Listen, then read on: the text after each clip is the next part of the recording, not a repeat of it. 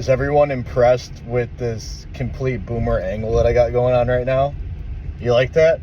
Like I'm just missing the glasses and then touching my phone like this, and that would complete the aesthetic.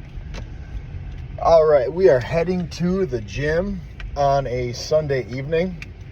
A lot of people will be like, "You're not working today. Why are you going to the gym so late?" I don't know, because I want to. How about that one? No, I spent the day with my girlfriend, who is going back to Mexico soon. So that's not ideal, but hopefully the visa situation gets sorted out sooner than later. Sorted out sooner than later, and she comes back.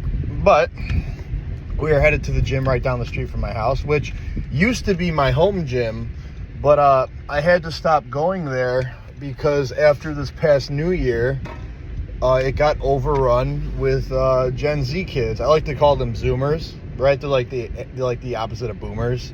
But yeah, you know what I actually think is going on? It's that, most gyms make money on people getting memberships and just not going, but that's not really the case anymore. I mean, I'm sure there's a lot of people that do that, but we have a ton of kids where their parents are paying for memberships and they're using them, which is essentially a good thing, except a lot of them are using them to go there and hang out. Like, that's for some reason the hangout spot now, which is super fucking frustrating for someone like me that actually wants to train. But yeah, I can't deal with it, so I go like 20 minutes out of the way to a gym that I found where like no one's at night, because I lift after work. So that's usually what I do, but we're going to the gym down the street today because everyone knows that Zoomers don't work out on weekends. So that's going to be the move. And it's arm day, which is awesome. Oh, there's a adorable dog hanging out this window over here. It looks like a beagle. All right, yeah, we're going to the gym down the street. Sorry for the awful quality. I have an iPhone 13 and it's nighttime and the front camera sucks like that. So sorry, I can't help you. I'm actually really disappointed in myself, everybody. So I have not done it in years, but I've actually cracked my phone the other day.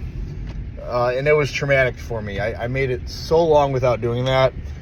And then I was doing a superset exercise on program now towards the end of my workout, which is like, it's chest flies and then something called champagnes, which those really aggravate my wrist when I do them.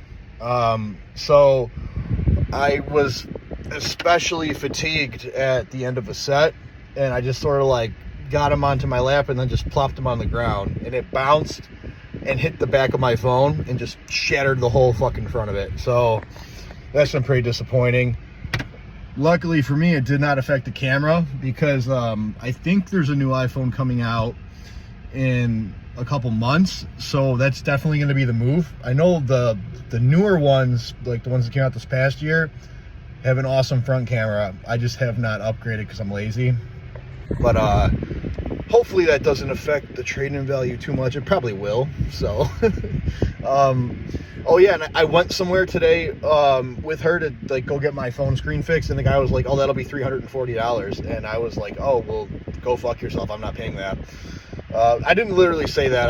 I got a little annoyed though, because he kept trying to sell it, and I was like, dude, I was coming in here expecting to spend like $110. Like, on my watch always, I think I'm being spied on all the time.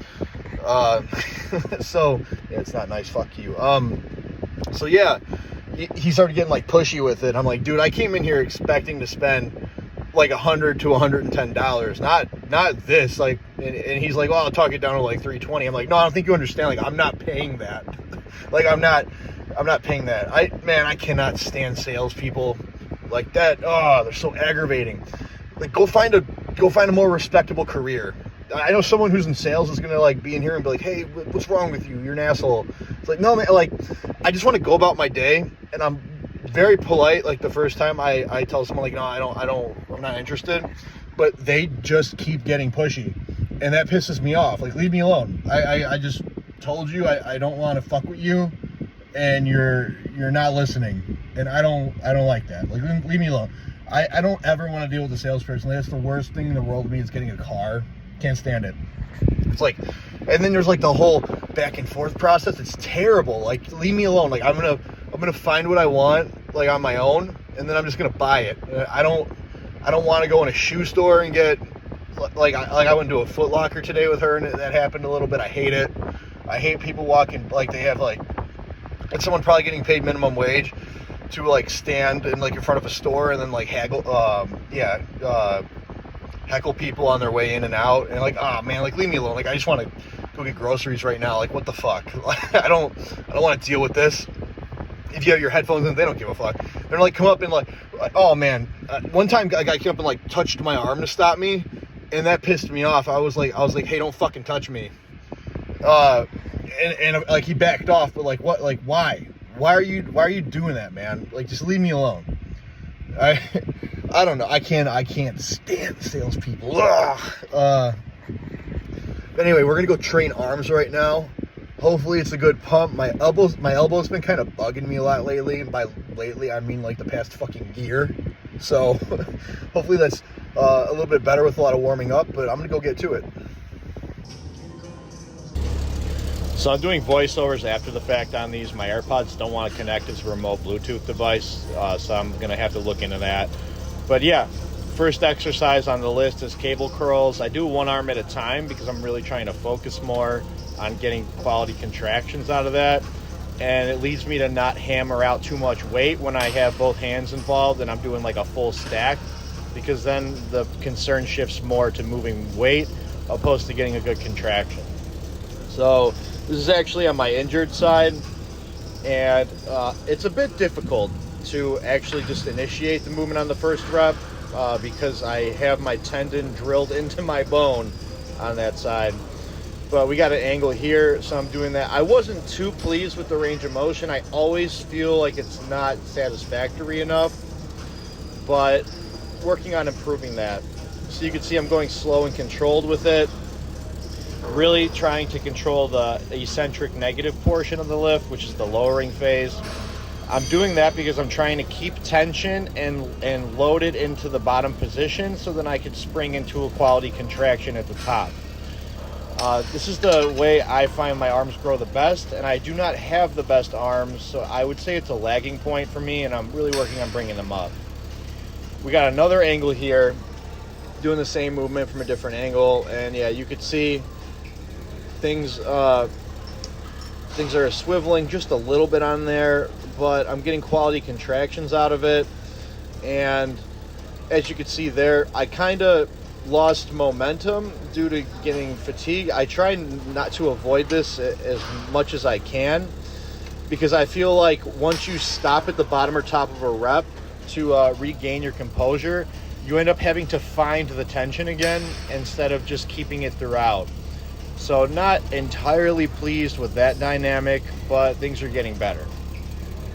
So as you can see there, just getting some nice reps in. We got a tricep in that shoulder. You know, you look at your own physique and it never looks good enough to you.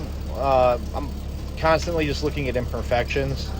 And this is one of the rare occasions where I decided to wear a stringer tank top at the gym. I almost never wear these anymore. I usually like oversized stuff, but it's also hot as balls outside. So, doing some barbell curls here. This is actually the movement where I tore my bicep doing them. And as you can see, there's a little bit of swinging taking place. I'm trying to make sure that there's not too much of that. And I'm getting really quality peak contractions doing these. Right there. This is the weight I actually used when I tore my bicep. But you can see there. Now, these are a little bit faster than I'd like them to be, but I'm trying to work on slowing them down. You can see towards the end, like, the form got sloppy, but we're improving over time. All right, we're doing preacher curls now. I like these on a machine more so because I feel like the downward tension constantly keeping place. It's a lot easier for me to maintain that throughout. And so yeah, I'm doing 4 sets of these. I did not record every exercise of the lift today, so keep that in mind. A lot of these are bicep recordings. I have respect for other people in the gym, believe it or not, and there's a lot of individuals around me, and if there's too many, I'm not going to be disrespectful to them and record myself while they're working out. in the background. So right there, I really did not like the range of motion on these. Like, that looks like trash to me. I'm getting a lot of elbow pain lately, and I really recommend recording yourself, because I made note of that and then slowed it down and tried to improve it the next set. So you can see this set's better. It's a little bit more range of motion. Again, I never feel like it's enough, but yeah, I'm getting really good tricep contractions doing this. And yeah, that's about all I can say on that.